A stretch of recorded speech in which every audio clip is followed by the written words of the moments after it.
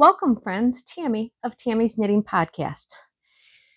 Today's video is going to be part one in a 4-part series of sock tubes for dummies series. And I put myself in that category because I wish this was available when I was dealing with sock tubes. So today is going to be part one. And part one is getting your sock tubes cranked and what you need to know. So let's do a little bit of talking about this. Sock tubes. This is a sock tube. For those of you who might be new to sock tubes and have no idea what I'm talking about, this is a skein of fingering weight yarn that you have cranked into a tube. You can do fingering weight, DK weight, worsted weight. You can even do lace weight if you wanted. This is a DK weight sock that I had cranked into a tube. Okay, so let's talk about cranking the socks. You need to find somebody who has a sock machine that is willing to crank socks. You send them a hank of yarn like this. They cake it up and they crank it into a tube like this. So the person that I use, and I'm going to put her information down below, it is Tammy Redmon of Montana, and she goes by Red Ladies Create on Instagram, and she is the one that has done my sock tubes. And I reached out to her, and she said that she would love to have more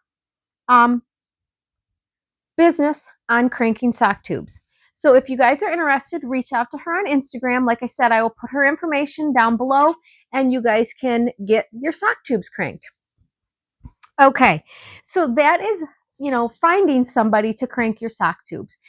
Now, once you find somebody to crank your sock tubes, there's a couple of some information you need to know for cranking the sock tubes.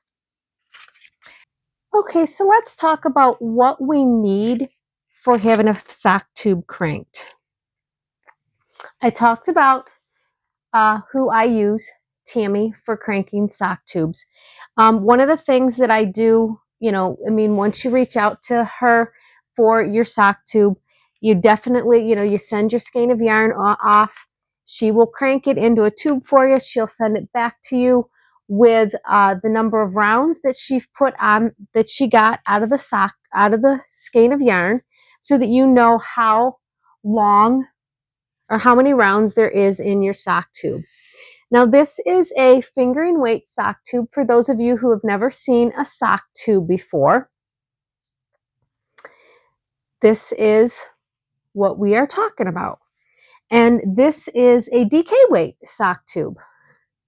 Now, all of these sock tubes that I have done have been done on 64 inch or 64 circumference.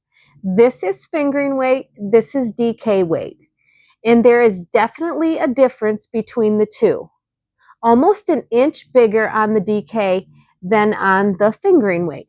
So it is very important when you are reaching out to the person to do your sock tubes that you find out that you know what kind of yarn that you have, that you know what circumference you want. So a couple of things that I've decided that would have benefited me, because the very first time when I got the sock tubes cranked, Tammy asked me a couple of questions. What size needle do you use? And are you sending fingering weight? Or no, what size needle do you use and how many stitches do you normally cast on? And I told her those two things, not thinking the very first time I sent her a bunch of skeins of fingering weight, and I sent her a skein of DK, and I thought, you know what, it'd be nice to have a set of DK socks. Not thinking that DK weight socks are going to be bigger. And they were. These are really huge for my feet. They were done on 64, but this does not fit my foot. It is too big. It's more of a guy's sock for me. And, so the 64 on fingering fits me perfectly. So those are some of the things that you really need to make sure that you check into when you're having your socks done, is to know what size cylinder that you want. So the first thing that you definitely need to know, what size sock are you making? Are you making a sock for a man? Are you making a sock for a female? Are you making a sock for a kid? Know the size sock that you want, and then figure out the yarn that you're using, whether it's fingering weight, DK weight, worsted, even lace weight if that's what you guys want. Most people don't do lace weight, but you never know. And then know the number of stitches that you cast on. Now, if you're a sock knitter, you know this. You cast on stitches all the time. You know that. I know for me, when I cast on socks, I do 64 stitches. When I'm doing them for my husband, I do 72. So you know what size you are going to do. If you're not a sock knitter, there are tons of in any sock pattern that you look up, it'll tell you how to figure out what size you need. It gives you measurements for your foot. So you can decide whether you need small, medium, or large for the size foot that you have. And then the last thing is know your needle size that you use. These are things that really help the person who is cranking your tubes get the exact size that they need or you need for your sock. You don't want to, it was not her fault by any means that I sent DK and told her to crank it into 64. It wasn't her fault at all. Luckily, I had somebody who wanted a pair of DK weight socks, a man, so I just made them for him. It wasn't a big deal. But if you send a whole bunch of skeins of yarn out to be cranked and you give them the wrong dimension, it's not their fault. You have to let them know who you're going to make these socks for. Normally, and so I'm going to put out a spreadsheet that I can hopefully link down below. It'll be a sheet of paper with 4 squares on it, almost like recipe cards on there that you can cut out, and it'll let you know. You can put the name of the skein that you're going to use. So if I was to ship this to her, it'd be Elk and Me, and I want it 64. It's fingering weight yarn, and I normally do a size 1 needle. That's information that they know.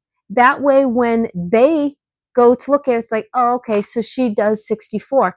Now, so there's a lot of people that cast on 64, but they use a size 2. Well, that's kind of the same difference as fingering to DK when you are doing not quite, but a little bit, where you have the sock tubes a little bit tighter.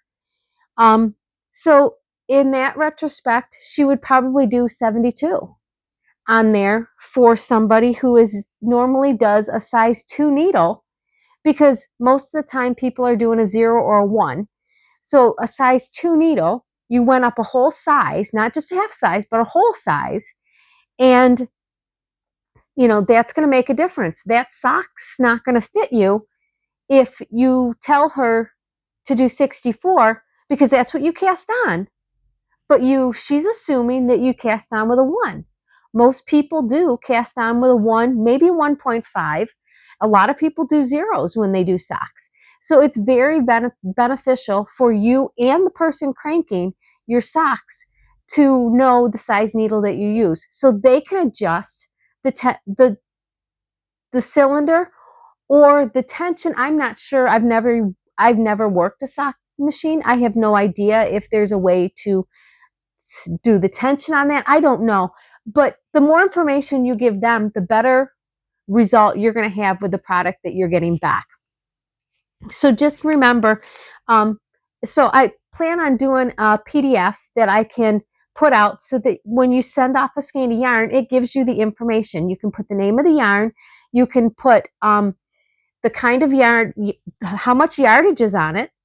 And then right next to that, I'm going to put a spot that has rounds or rows, so that whoever cranks it can fill that in, that they got, 36 rows or 366 rows or whatever it is.